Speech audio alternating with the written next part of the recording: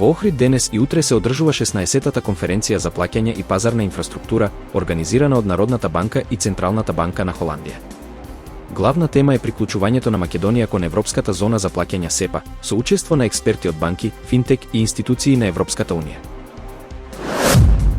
Цената на бакарот порасна за речиси 2%, достигнувајќи рекордни нивоа поради ограниченото производство и трговските тензии меѓу САД и Кина. Големите економии бараат нови извори на критични суровини за да ја намалат зависноста од Кина.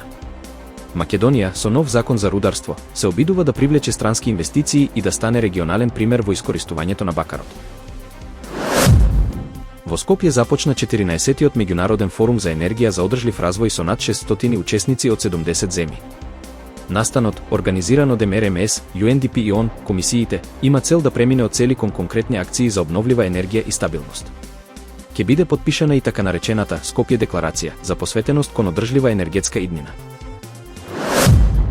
Пратка од 1.000.000 барели казахстанска нафта, наменета за српската компанија НИС, е блокирана во хрватскиот омишај поради американските санкции заради рускиот капитал во компанијата. Без нови испораки, рафинеријата во Панчево би можела да запре со работа, но претседателот Вучик уверува дека Србија има доволни резерви и нема да има енергетска криза. Косовскиот премиер Албин Курти изјави дека единствен излез од политичката криза се нови парламентарни избори, откако неговата предложена влада не доби доволно гласови во собранието. Тој ја обвини опозицијата за блокада и истакна дека нема да прифати влада со ДПК, оценувајќи дека тоа би било спротивно на волјата на граѓаните. Хрватските аеродроми бележат раст на сообраќајот, но се соочуваат со недостиг од контролори на летање, чија работа бара висока концентрација и носи голем стрес. Иако платите се високи, интересот за професијата опаѓа. Минатата година воздушниот сообраќај пораснал за 14%, а ова уште за 8% со рекорден број летови и патници.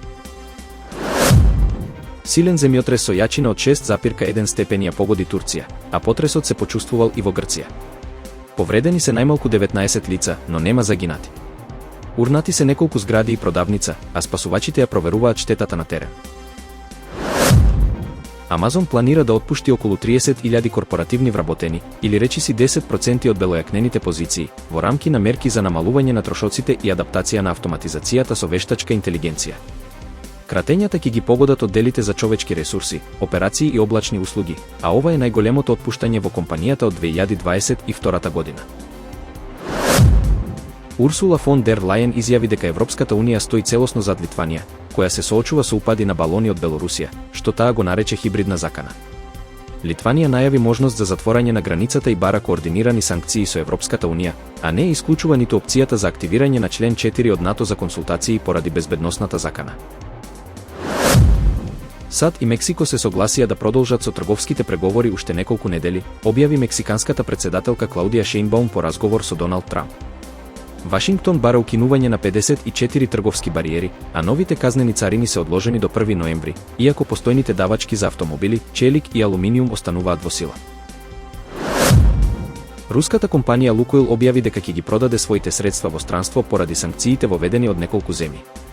Продажбата се врши под лиценца издадена од Американската канцеларија за контрола на странски средства. САД неодамна воведоа санкции за повеќе од 30 подружници на Лукойл и Роснефт, а компаниите имаат рок до 21 ноември да ги прекинат сите трансакции.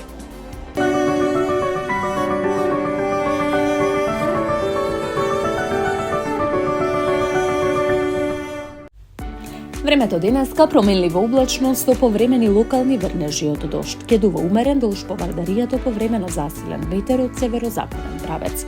Во Скопје променливо облачно со повремени локални врнежи од дожд. Ке дува умерен ветер претежно од северен правец.